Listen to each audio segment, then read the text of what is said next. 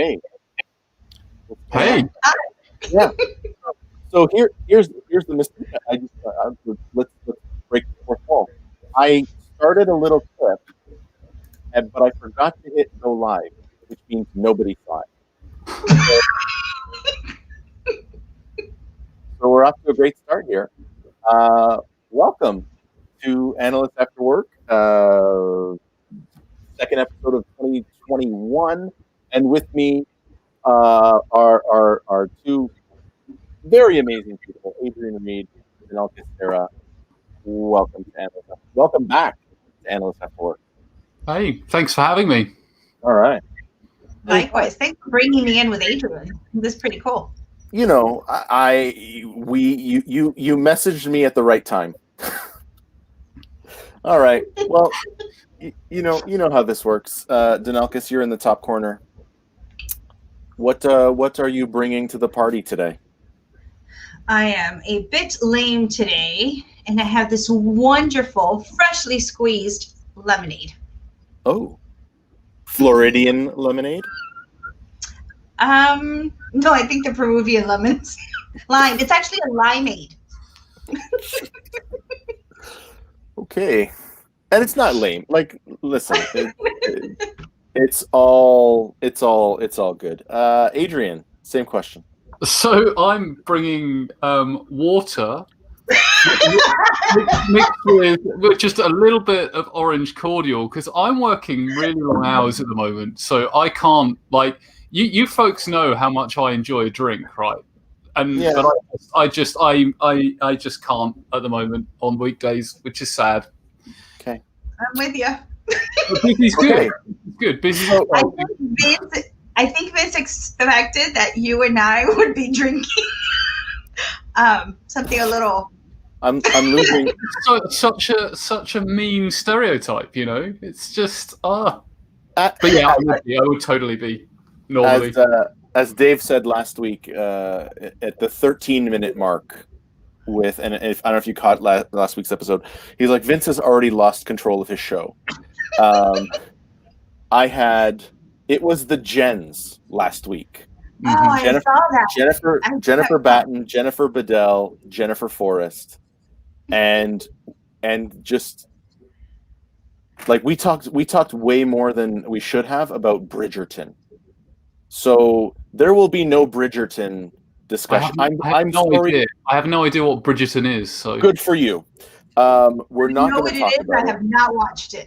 Okay, so that's good. So this makes me a little bit, and it's not that I expect people to have drinks and get plastered and all that, but as we were talking about this, I'm doing a choose your own adventure where I'm going to let you guys pick, but you're like, have both, and then lemonade and water. Mm-hmm. So I'm still going to give you the courtesy because my glass is empty, but I've got the Spanish brandy from last week, and I also have a single malt Scotch from the Highlands of Scotland. So, what say you? Well, based and we'll open this up too. But based on that Scottish accent, I definitely think you should go for the brandy.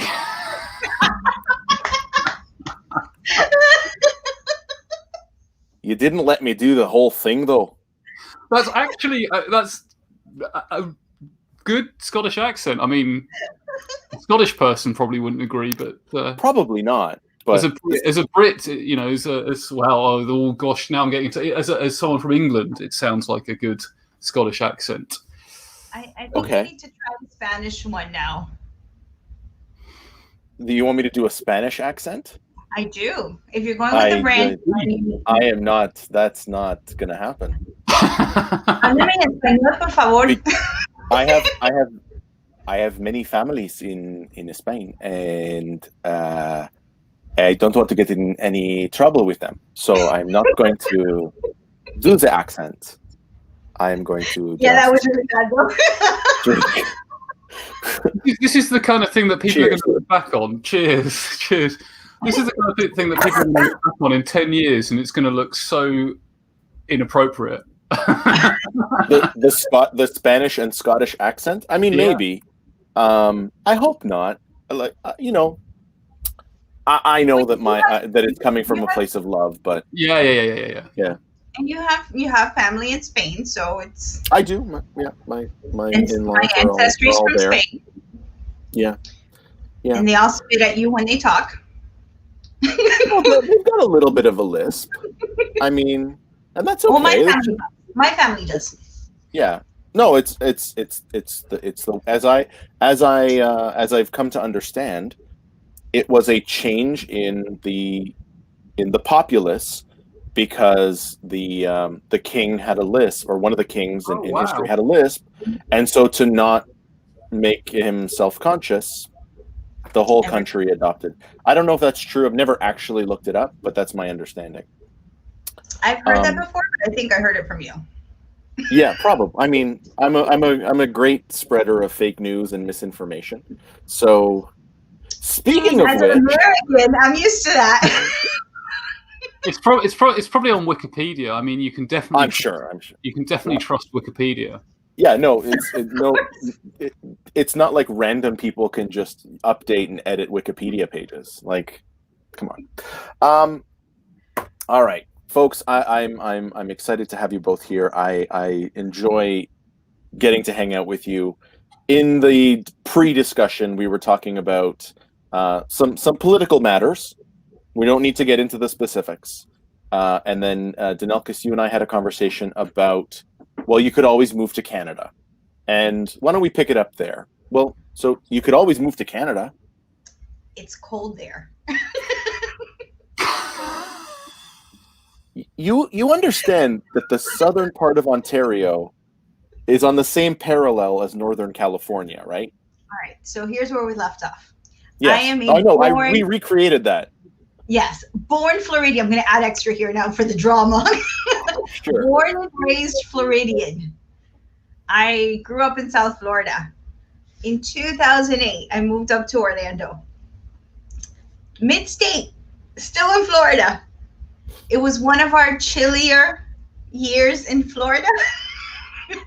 And I had frost on my car for like a month every morning. Just frost, not a big deal. But I determined that this is as far north as I could live. I don't care to be taking frost off my car on my way to work. I just, it's not practical. Like cold weather is not practical at all. What do you mean it's not practical? It's got to serve some purpose. Like, what do you mean it's not practical? But it's mildly irritating, Vince, isn't it? I mean... Like, think about it. Like, I'm in shorts and flip-flops year-round. Then the frost kicks in, and you gotta, bundle up. You gotta, like, and I'm thinking, like, not Florida. Like, I could handle Florida cold. I really, honestly could. But, like, somewhere up north where it snows, and you have to, like, put on the hat and the gloves and the scarf, and then, like, just to get to the car.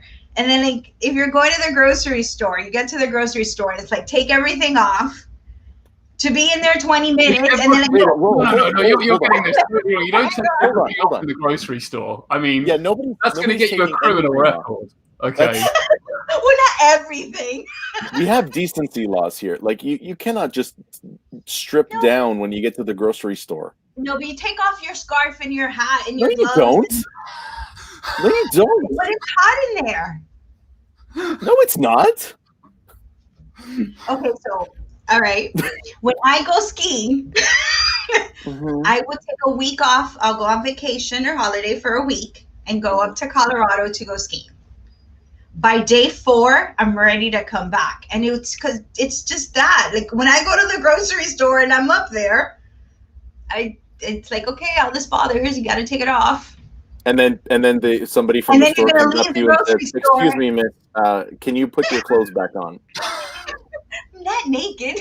Like, is there like hangers where you can hang your coat? Is this like elementary school where you got a little cubby and you can put your coat in your hand? I don't have that problem. I'm in shorts and flip-flops year round. I just think Danelkis goes to some very specialist retailers in specialist parts of town.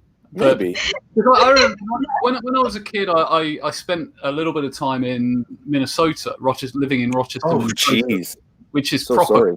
Well, that's north of me. Like, But like the weather was completely different to what I'm used to. You know, they get feet of snow. It's crazy for someone who's not used to it. But from what I remember, it's like, you know, you have a car, or my parents at the time had a car that like you drive into your garage, which goes straight into the house, and then you drive into a mall where there's, you know, everything, and there are skyways. You don't have to leave you don't have to actually go out and see in the elements. But as a kid, it was amazing, because like snow is fantastic when you're a child, because you can there was so much you could make tunnels.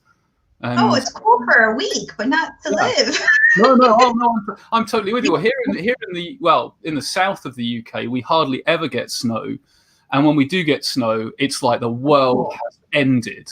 I mean, it's like there are the trains don't run, and people don't know how to drive. You know, because people don't have winter tires or anything here, so people don't know how to drive, and it's just insane. And then you get like there's this story that always runs. Like, right, there are certain papers that I'm sure every country has them that just run the same stories on repeat. So it's like usually like when results are out for exams, it's like exams are getting easier. And then around, if there's any snow, it's Snowmageddon. We're getting Snowmageddon, and then people start panic buying. The end of the world. Yeah. Was that character based on Adrian? I don't know. I never saw Love Actually, so I have no idea. I'll go with probably. I don't know. Who cares? Yeah, yes, it is. Yeah, Amy. Yeah. Yes, it was. I know Hugh Grant though. He's a close friend of mine. Are you serious? No, of course I'm not. Oh, okay. I just assume that all the Brits know each other. Just as yeah. Do you know what? Do you know Dave from Toronto? Yeah, I do. Yeah, I know Dave. Actually, now this is going to sound like a lie now, but I do know a Dave from Toronto. Him and his partner used to live next door to us. They were over here for a bit, and then they moved back to Toronto, and they live in a place now called Cabbage Town. Why is there Cabbage Town? Cabbage Town. I mean, to someone who doesn't live there, it looks ridiculous. Cabbage Town.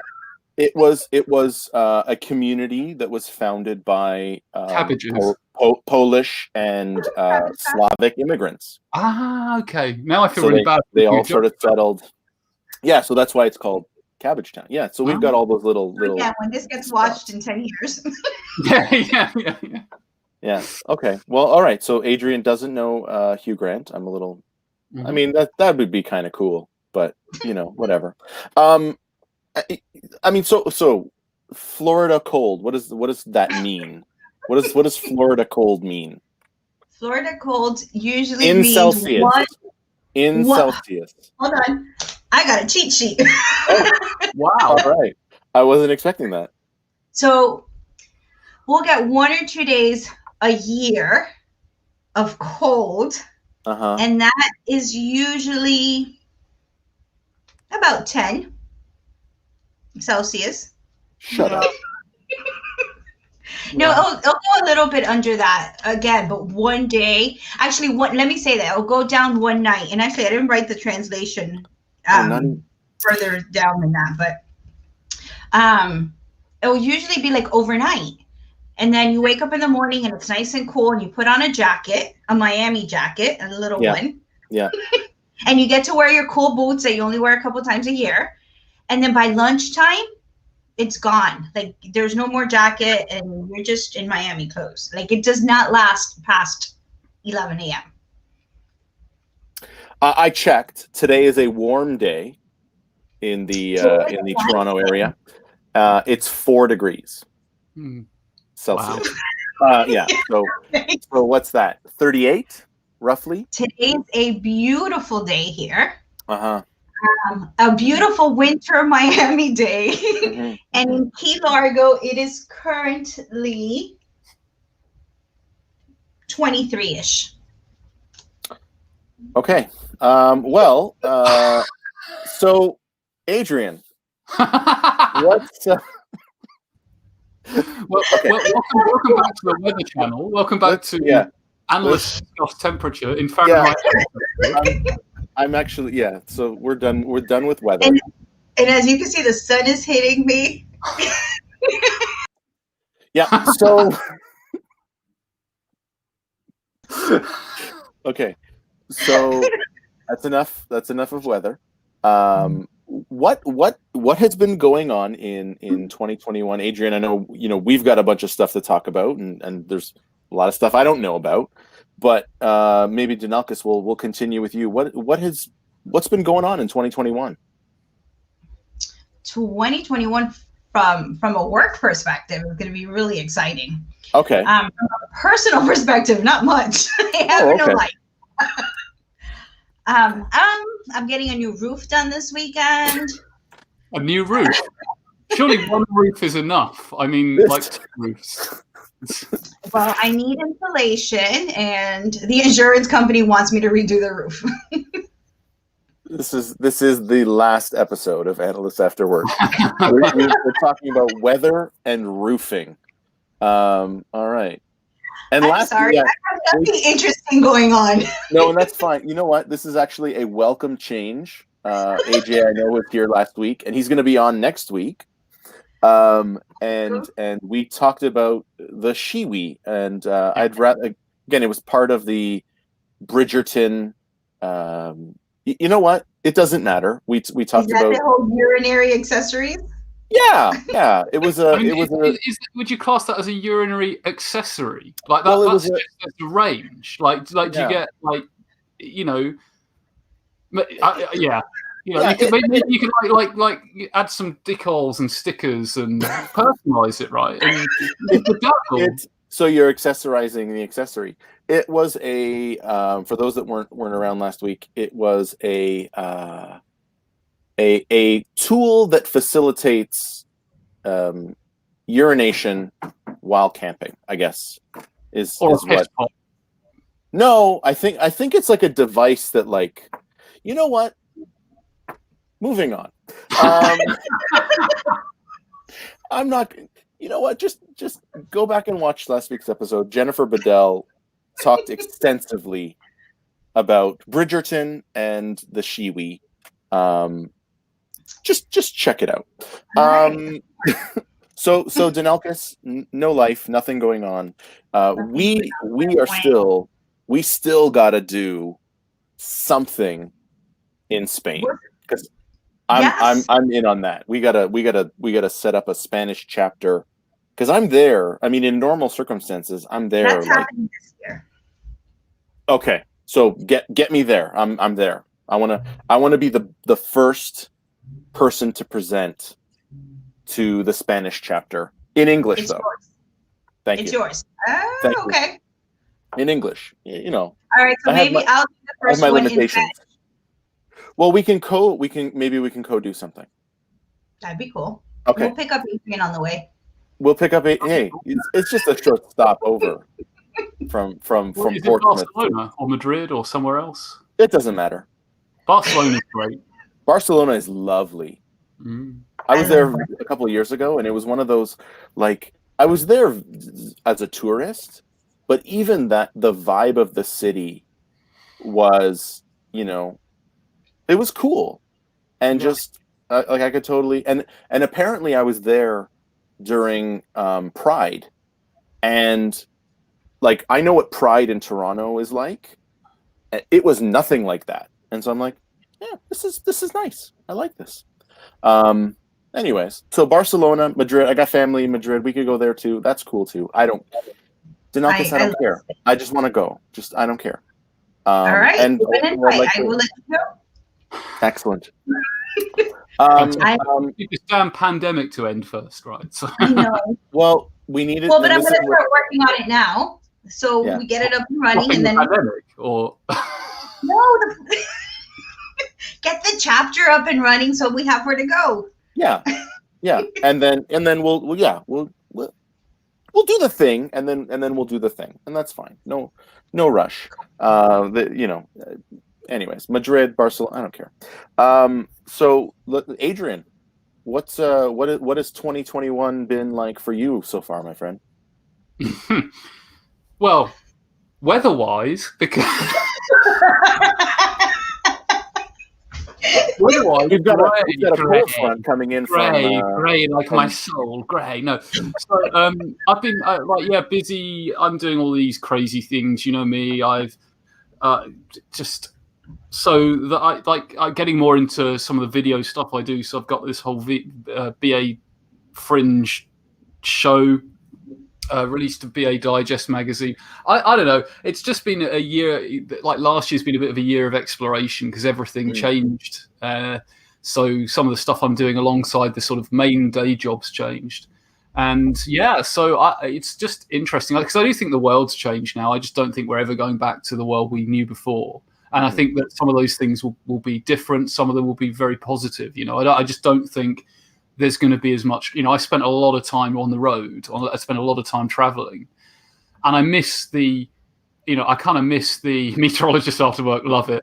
I do miss the actual physical stuff, working with people, but the actual travel is just a bind. You know, so. I said that the other day. I forget who I was talking to, but it was one of those like, I want to go to Barcelona, or or Miami, or LA. I want to go there. I don't want to have to get there. Yeah, that part of it sucks. That part sucks. I don't mind it. I make an adventure out of all of it, to be honest. I'm that person that ends up going to the lounges and knowing who works in the lounge and becoming friends with them. You don't like look down your nose at them like. No, that's not me. Oh, is that not acceptable? Or I totally miss the Atlanta airport lounge. Like I got to the point where I knew everybody's name. I spent New Year's Eve there at one point. Not like the actual during the day. Oh, okay. During the day, I had a pit stop and I went and I said hi to everybody, and then I kept going.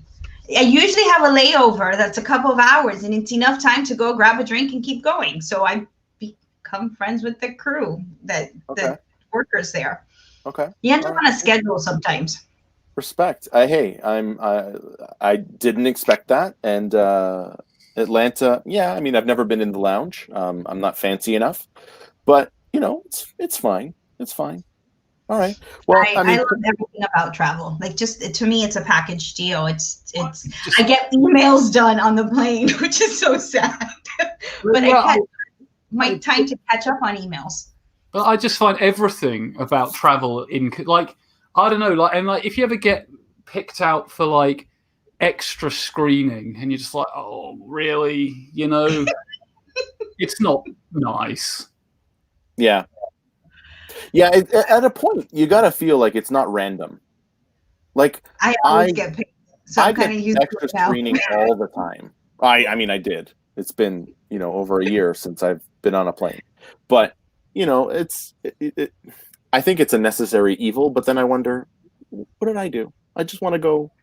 We look suspicious. I guess.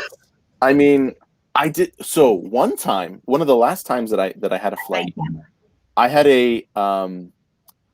a work day job meeting that was supposed to be 15 minutes, and I was trying to time it so that I would get it just after I got through customs or through security.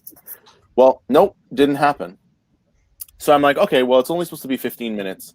I've already gone through the X-ray. I let me just grab a seat and have this call.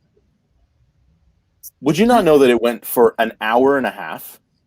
So I'm sitting in the security area, totally suspicious, for an hour and a half on my phone. So maybe this is why and then I wonder why, right? Yeah. And then it was to the point where I'm like, okay, guys, can we finish this? Because now my plane is about to board. I had it all laid out. I was going to go to the lounge. I was going to grab some food. I was going to grab a drink. No, none of that. So I had to grab a Wonder Bar on the way to the plane, and because it was a 4-hour flight. You know what? You always travel with snacks in your bag. I like to support the stores at the airport. I don't think they make enough money. And so And so I want to Let me spend $10. I want to pay $7 for a little tin of Pringles. I want to do that.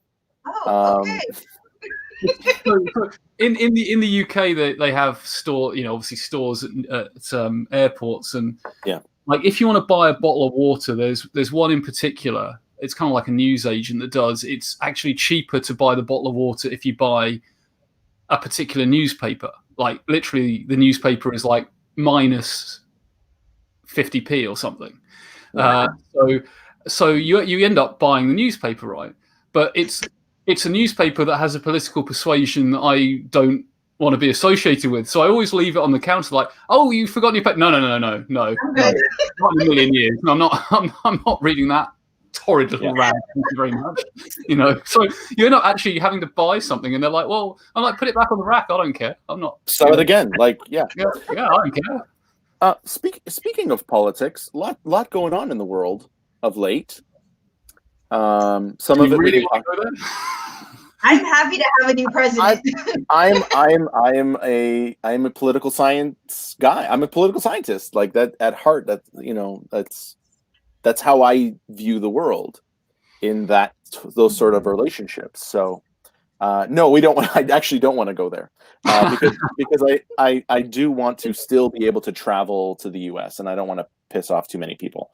So, but it's been a very busy year, a lot going on, and just I think it's to Mindy's point, it was a beautiful day yesterday. It was a sense of like that exhale of like okay, and hopefully we'll see. Do you guys have an opportunity to see any of our? Because I usually get my U.S. news from Canada. Since Good, usually we're very fair. Somebody at work usually catches me up on what's going on. But did you guys have a chance to watch any of our inaugural stuff? No, not yet. I watched a little bit. I watched your new president's speech. It was very different. It was very different than the one 4 years ago, which was very. I think that, what do they call it? American Carnage. Like painting the picture of like we are in hell and I'm gonna get us out of here, but for now we're in hell. And I mean, the demeanor I don't think that was the case. Like, yeah, there were some things that weren't great, but that's every country. You guys, we have our first female vice president. That's amazing. Which is also of color, which is also multicultural. Yeah. She's of Asian. It's just that that glass ceiling has like an extra crack on it. She spent many of her formative years in Canada, which makes her even more perfect. Like, of course. You know what I mean? Like, so they cut to, the Canadian media cut to like her high school and like some of the people that she went to high school with that she still keeps in touch with, and so it's 4 years too late. I think, if I'm going to put on my political hat, it's 4 years too late. But it was about time. I think the U.S. is like the last country to have a female leader in a position like that. We could go back to the 80s for in the UK with Iron Maggie. Not that far after, we had in Canada, we had Kim Campbell, who was only prime minister for I think like 6 months, but still the prime minister. Right. So but it was due. It was due. I was raised to not ever talk about politics, religion, or money, and you'll have better relationships with everyone. And I have to admit, this is like the first year that I've been, I wouldn't say really vocal about it, but I haven't shied away from it. And I think it again, it's just a contrast for me. It was just like we were in such a bad place that, and I'm not way left or way right. Like but this was bad. And it's obviously the first time I've ever mentioned politics. I had a very good friend of mine had posted recently something supporting Biden. It was before he was even elected. And I did a heart on one of his Facebook posts, and he immediately picked up the phone and called me and said, "I'm so happy to hear this. I had no idea where you sat." Like, it was just because I literally never talk about it. But yesterday, I got emotional yesterday. It was, Vince, like you mentioned, it was like this huge weight just like was lifted. Yeah. And it was like, I kind of sat back and went, okay, the world is like in a better place again. Yeah. I mean, just by rejoining, the World Health Organization, rejoining Paris Climate Accord, rejoining, or I'm sort of torn on the Keystone thing. That's been a big thing in Canada is how it's beyond all that. It's just we're human again is how I feel. That's what it was. It was toxic, and like it was. I think, and Hans is here. Hans and I have, if I have a question about U.S. politics, Hans is the guy that I like to go and talk to, because we have these discussions. We have different perspectives, even though if you look at it ideologically, we're on the same side, but we just see issues differently. But it's a discussion where at the end of it, it's like, I still like you. Yeah, I think, and I know, I mean, the politics in the UK is different and difficult for different reasons at the moment, right? But like the thing I think which is possibly the same between the UK and the USA is there's just been this extreme polarization of views, which has meant there's no real way to have any dialogue, and you throw in something like Twitter, which is a complete echo chamber, really, and you see people like pile on other people on Twitter and Facebook, and I do think that like one thing we've got to become better as the human race, as human beings, is actually having the ability, like, because I'm on probably somewhere on the political spectrum, and I disagree with the rhetoric from the other side, but that doesn't mean that the people's views that believe it aren't valid, right? There's a whole bunch of people in the UK that would, use the mantra, coming over here, stealing our jobs while simultaneously claiming benefits somehow by magic, right? And I could parody that whole perspective, but actually they've got a lived experience, which means that's an issue that's important for them. And that's their worldview. And whilst I could look at it clinically and say, statistically, it's nonsense, the fact it's statistically nonsense doesn't matter because it's emotive and it's part of their belief. So I think it's something I've noticed as analysts. As analysts, we will tend to tear apart arguments with data and logic, which is not how the majority of the world thinks. The majority of the world thinks in stories and emotions. And so I think as analysts, I know I need to get better at conveying that way. And I think we need to embrace the people who we disagree with in some way. Mm-hmm. And I think a little bit also, at least here in the States, it's a lack of respect. Like, we've lost respect for others' opinions. Yeah. And it's become very tribal, right? It's very like, it's my side, your side. And sorry to cut you off there. But no, that was just it. It was you're being disrespectful, but that's all right. But it is my show, so But I also do think it's okay in those kind of discussions to say, okay, I understand you, and I disagree. Like I think sometimes it's like, well, if I keep shouting, you don't get someone to agree with you by continually shouting a message at them. And I think that's what both sides, in certainly in the UK, if you look at Brexit, that's what both sides have done to each other. From what I see in the news and on Twitter, it seems like it's kind of a bit like that in the US. So it's like, you don't convince someone that way. And Yeah, interesting. Well, and that was the thing, right? Like looking at Brexit and how that played out from, at least from the Canadian perspective, was, just to what you said, the Remain made the argument of very analytical, very data driven, very educated, and Leave made a very emotional plea. Yeah. And it worked, right? It ultimately it worked. For how long, we'll see, but it worked. Yeah, so, and I think that's it. And I think you look into and hear some of the stories. I mean, the Cambridge Analytica scandal. Yeah.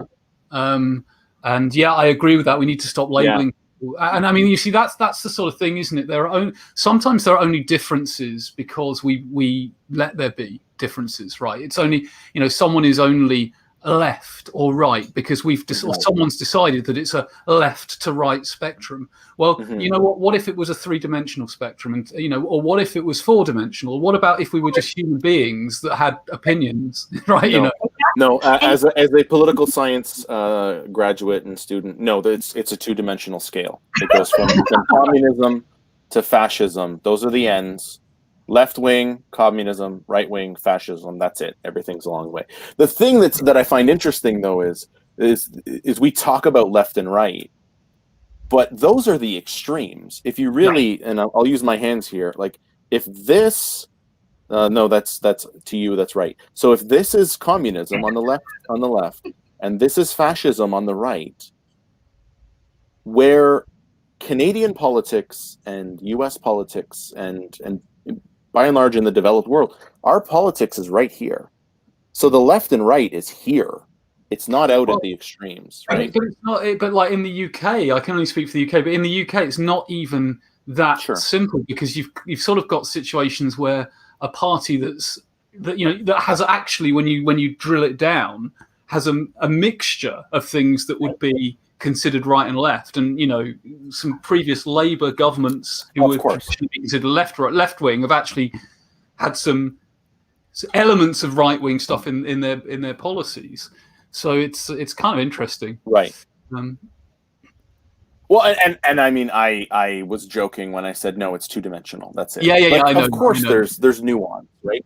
There's no. I also, a lot of my humor was informed by Monty Python, and it's very dry.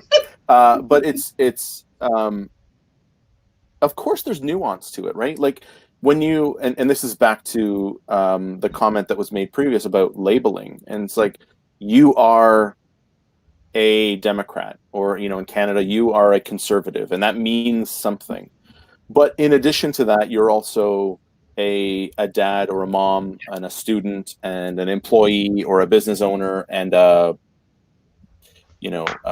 like you're more than that one thing. And I think that's what we've sort of lost sight of is that nuance and how we can disagree on this issue, but our kids are still going to play soccer together, so let's go. Like we can still be friends even though we disagree on this.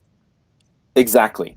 I think that's where we got to, that's the missing link right now, where it's been too much of the signs on the front lawn of who you support, and it's like, I don't know. I was raised differently. Again, I was raised not to talk about politics, so you didn't necessarily know who you were playing with, what party they were with, and it was. But that was to not get in trouble, right? No, it was really just because my family is huge and they were always arguing. So my dad raised us to never talk about it. Just like you don't work with family, like you just don't. Yeah. Keeps things, That's fair. Just keeps peace. And with my wife. Having signs on all the, sorry. No, There's go like ahead, please. Everywhere, and like Adrian was saying, everybody's labeled now. Right. No, we just need to be human first. I mean, it's kind of interesting, isn't it? Because like you sort of think about how arbitrary all of these labels are. Like even like a job title is a label and it's arbitrary. Like so much of what we identify with, we made up or somebody made up. And it's sort of like, I don't think a hunter or a gatherer, like go back in the when people lived in caves, I don't think someone's going to say, I'm a hunter. Like there's some really great fruit there that I could just pick off the tree, but I'm not. So I'm going to walk past. I can't do that. Yeah, that's not my job description. That's his job. That's her job. That's their job. I'm not doing that. So like actually, I think, and I think being more human, like, but when you put it like that, it's crazy. But that's what we see in organizations. That's what we see in well, we can't possibly, even in politics, we can't have this policy because like the other parties suggested it, so we've automatically got to hate it. And whereas like at a local level, so much of it doesn't. I mean, it has an impact, but like one thing in the UK which I thought was really interesting was when the global pandemic really kicked off and started to make it a big impact in the UK, and the health service started to get strained. One of the central government decisions was local authorities, so like local municipalities, have to get rough sleepers off of the street, and they did. And in Portsmouth, I think they got near on 100% off of the street. Wow. Then you start to think, okay, well, then it's actually been a choice that they were on the street, like not necessarily the persons, but there's been a choice to not provide the support. Now, that might be a funding element, and don't get me wrong, homelessness is a very complex issue, and there are some reasons why homeless people don't go into shelters because of other stuff. And So I don't want to underplay how serious an issue it is, but the fact remains that they, and they're now looking at buying some, I think, decommissioned student halls of residence and turning that into a shelter or something. And you think, well, okay, well, if the political will is there, it can actually be done. So but that's it, right? It's if the will is there. Yeah. And that's what's been missing and I also then see the other side of you've got to prioritize, and you can't solve every problem. Right? So I just empathize with everybody now. Like, yeah, I see your perspective, and I may not agree with it, but I see it. Yeah. So, but I think that's what we need, that empathy, that being able to respectfully disagree. I think that's important, and I think it's important as an analyst. I think it's even more important in the real world.com, the real world TM. And so I think 2021, that's what the world needs. Amen. With politics, my wife's family they love to discuss politics. They grew up in the fascist Spain, and so they bring that perspective, and so they love to talk politics. And so I remember the first time meeting them and sitting down to dinner and not being pre-warned, don't talk politics. And so I mentioned, at the time I was a student, and I mentioned that I was, political science grad, and then we got into politics. And it was one of the few times, and they still, it was one of the few times where I guess I must have had my argumentative hat on. I got my wife's uncle to, and he apparently never does this, but to say, yes, you're right. And people at the table were just like, what the hell just happened? But now, because I know what they're like, and like, I will just go in and like plant a seed of trouble and then walk away.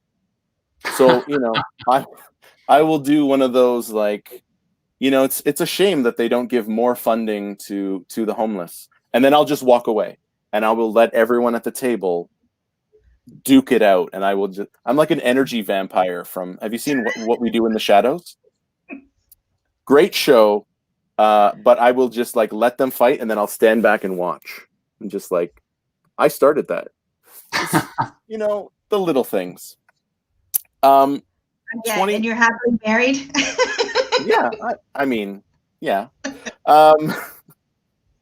2021. I'm with both of you. It has already been a really, really busy year. It has been. I feel like I'm back in December. Like I felt refreshed the first week, and now I'm already thinking like, did I take on too much this year? And in the end, I'm not worried about things getting done. It's going to get done. But it's still that, like, I need to prioritize. And so, but I think it's, what's that? I'm wondering where January went. It's like the 21st already. Like, honestly, yeah. It's, you know what? I think, and you heard it here first, I'm going to say that maybe not, massively, but I think we are all going to be on a plane sometime in I will say the last quarter of the year. That's my prediction. So that's sort of what I'm planning out, that by, September, October, I think we're traveling again. Not extensively. I don't think it's going to be crazy. But I think I expect to be on a plane at some point this year, doing something somewhere, maybe Barcelona, maybe Madrid. We'll see. But I'll leave that to you to figure out, Danelkis. I think you're optimistic. Yeah, me too. Maybe. I support your idea, and I'm right there with you. I hope that you're right, but I think you're being optimistic. Okay. All right. Well, hey, you know what? I respectfully disagree, but you may stay. But you may stay on the show. Yay! So, however, I would love to be on a plane, like, already. Yeah. Well, I mean, and we'll as we're into the last quarter of this show, we've got something going on that you don't even need to be on a plane for. Sir, would you like to do the honors? Yeah. So we were talking. I can't even remember when, because all of the last 12 months have blurred into one bizarre memory. And so one thing I've been enthusiastic about, I know Vince has too for a while, is the idea of doing some kind of event that's different. And there are so many awesome conferences out there, and this isn't like another conference. It's it's different. And like we talked about like democratizing, like, because it's kind of interesting, isn't it? Because like one of the things that virtual events often miss is the ability to bump into people you haven't seen before, and a lot of the virtual conferences are really, really great, but I like that ability to meet someone from a different profession. It's often a BA conference about business analysis. So we came up with this crazy idea of having, like, rather than an event, a half-day festival, online festival, probably with a couple Coachella. What? Like Glastonbury. Sorry. Okay, right, yeah. I said Coachella, but like Glastonbury. Yeah, exactly. With a couple of stages, but like stages, but then also like virtual meeting places to have a conversation. And so we're cooking up that idea now. We're calling it Serendipity, because there's that serendipitous, almost manufactured serendipity where actually you need to attend live. You need to attend live, otherwise you won't see it. And but by attending live, you get the opportunity to meet people from all around the world, from different disciplines. It's not just business analysis. It's anything that intersects in any way with business change. So project management, business analysis, organizational development. Who knows? HR. Maybe we'll get some HR people in there. I don't know. I think we should. Yeah. And it's and so we put Vince put the call for speakers out, but we've also thought a lot about the journey of speakers and of delegates and of sponsors. So like, you don't need to submit a whole abstract. You just need to submit your name, a link to a social media profile if you have one, and an idea. And it doesn't need to be a full abstract. So it's like you can just submit that, and and we'll take a look at everything that comes in and contact you. And I'm really, really excited about it, because the idea is for it to be really accessible. We've got a real focus on diversity, because I think a diversity of ideas or diversity of speakers from different backgrounds is really, really important. And it's going to be awesome. And we don't know exactly the format, but that makes it even more exciting. And it's July the 17th, I think. 15th. 15. It's July the 15th. And we are not speaking at it. I think that's the most exciting thing.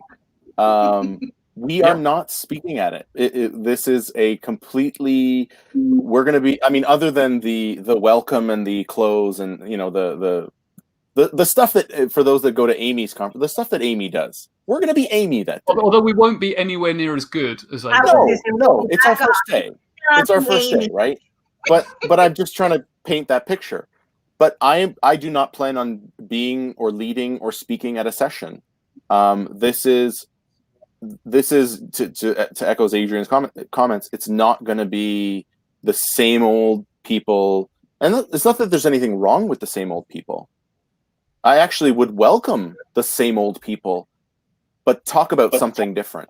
Yeah, and I think there's also a focus on providing an opportunity for maybe someone who's got an idea but is like nervous and just maybe they just want to say, well, I just want to do 15 minutes. Okay, like actually we're not wedded to the slot. We haven't figured out the slots yet. So I completely agree with Hans. Amy is awesome. So you can put through and it doesn't have to be like a presentation with PowerPoint. It could be you want to tell a story without please PowerPoint. No. Yeah, it could be you want to explain project management using the art of rhythmic gymnastics or interpretive dance, right? That would be amazing. Oh, God. That would Danelkis, can we put you down for that one? I'll dance. That would be like, yes. That's and I keep and I don't know if you think I'm joking, but I'm actually like, if someone just wants to do like a 5-minute set and tell jokes, like that's cool. Yeah, I think that's it. I think it's kind of like, there's really very few red lines that we've drawn. I think and Vince, say if you disagree, but I think almost the vision is we're gonna create a space for stuff to happen. We're going to kind of curate. We're going to curate, but it's actually the community. It's everyone. We're creating, we're shepherding it, but it's not really ours. It's everyone's. Vince doesn't agree with that. I do. I'm sorry. I was on an angle, so my head movement was weird. No, it's true. Yeah, I was a bit of a bobblehead. It's true. It's about creating those. Because for me, I mean, one of the things I love about BBC is the running into people on the way to a session, right, and then never making it there. Because you just stand in the hallway and chat for an hour, and it's like that to me is one of the things that's missing, and so we're trying to. Sorry, can I host a hallway? And have like a session where it's a hallway. Yeah, put the idea through. Put it in. The call for, and it's not a call for speakers. It's a call for submissions, right? So like, if that's your idea, Jennifer Forrest after the show last week had a great idea, and I'm hoping that she actually submits it. I'm not going to share what it is because she should own it. But it was like, oh my God, you should absolutely do that. We've already got, Adrian, you don't know this. We've already gotten, I think, like 8 submissions in the 24 hours. Why does Adrian not know this yet? Because our weekly meeting is tomorrow. So we haven't. Well, I love the idea. I love that it's diverse. I love that you're inclusive and there's no set tone to it, and that we could be creative. I think that's amazing. Yeah. Yeah, I mean, Hans, if you want to teach us how to light a better dumpster fire, we can consider it. We shouldn't do that one though. That's we shouldn't do that.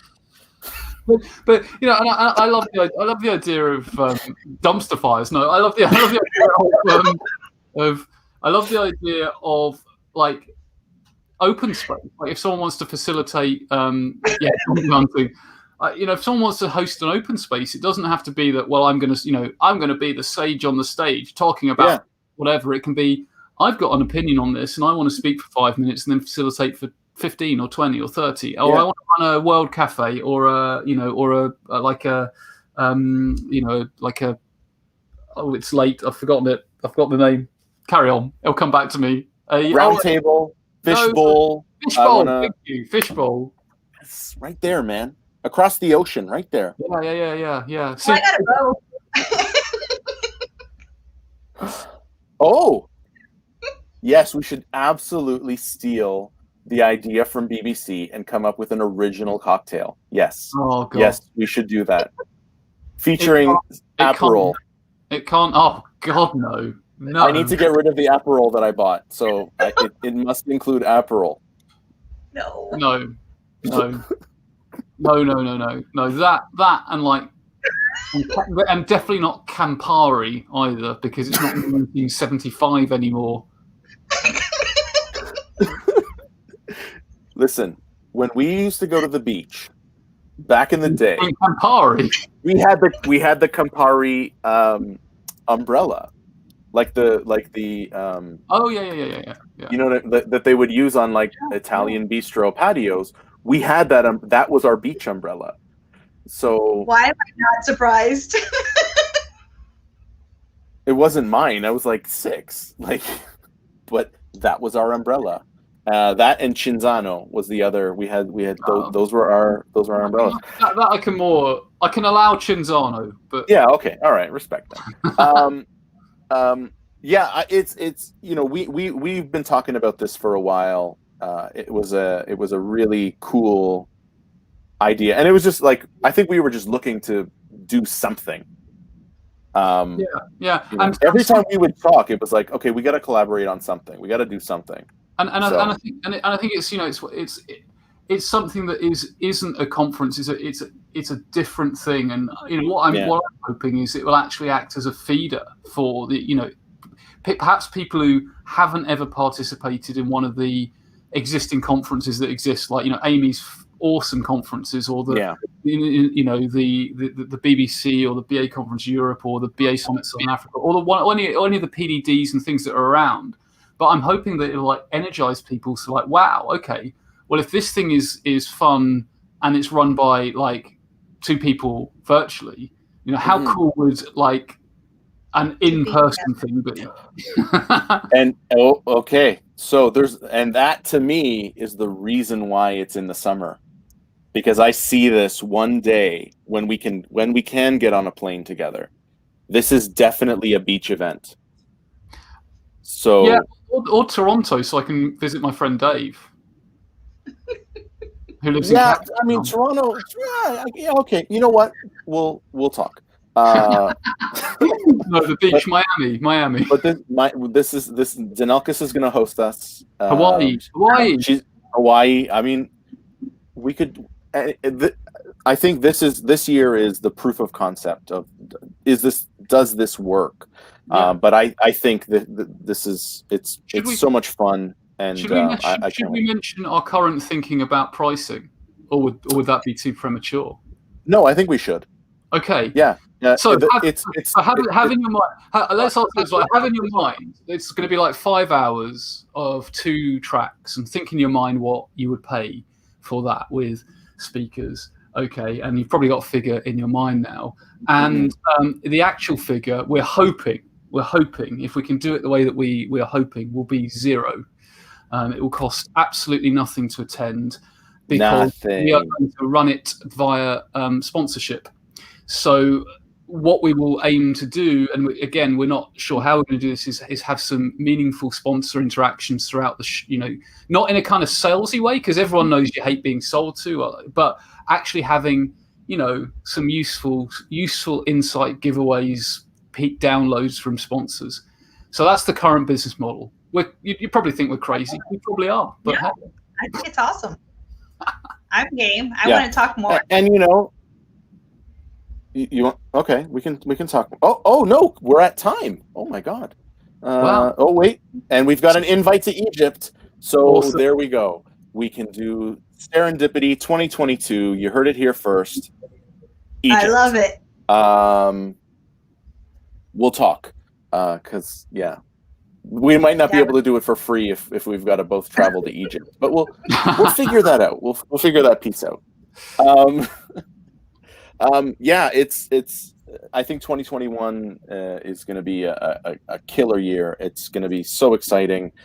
We are at time, wow, lady and gentlemen. The hour has flown by. So again, you know the tradition. Danelkis, we'll start with you because I feel like it's been a while since you've said something. And that's our fault. Like all this exciting news, and I'm just taking it all in. Yeah, and you've said 2021 is a nothing year so far. So, but Danelkis, what are the last minute thoughts you want to leave everybody with that's joined us today from around the world? I'm going to leave the world with my initial thoughts when we're talking about politics, and it's just to respect each other. I think more than ever, we just need to be aware of each other and just, again, be human. Respect. Okay. Adrian? Yeah, same question. I'd echo that. I think be human, create connections, be kind. I think that's all we need. Yeah. Well, and love, because love is all we need, of course. Love is all we need. Love is all we need.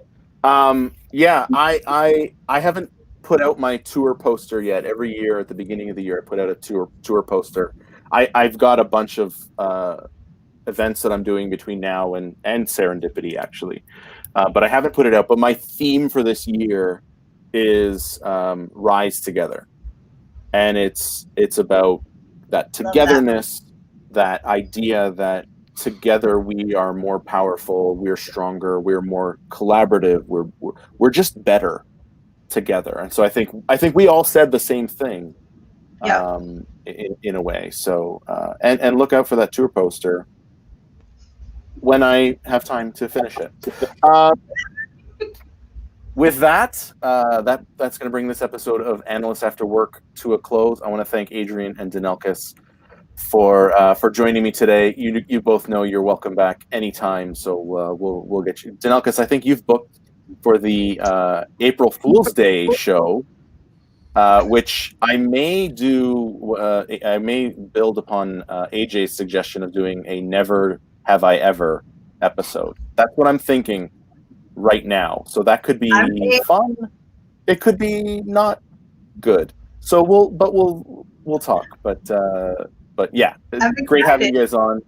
And we'll thanks Amy and AJ and Mohammed and Steve and Dan and Mufaro and everybody that I missed. I'm sorry if I missed Hans. We'll catch you next week, where I will be joined by who is on next week. Let me just check this. Let me do this really quick. I should have been prepared. I'm so sorry. But next week we've got. Come on, man. Now it's gonna. So I'll buy you time. We've got the one thing I learned how to do? We've got AJ. No. Yeah, what? We've got AJ next week. It is a one-on-one. AJ and I are going to be one-on-one next week. I cannot wait. Whoa. And we'll see you next week. Thanks, everyone.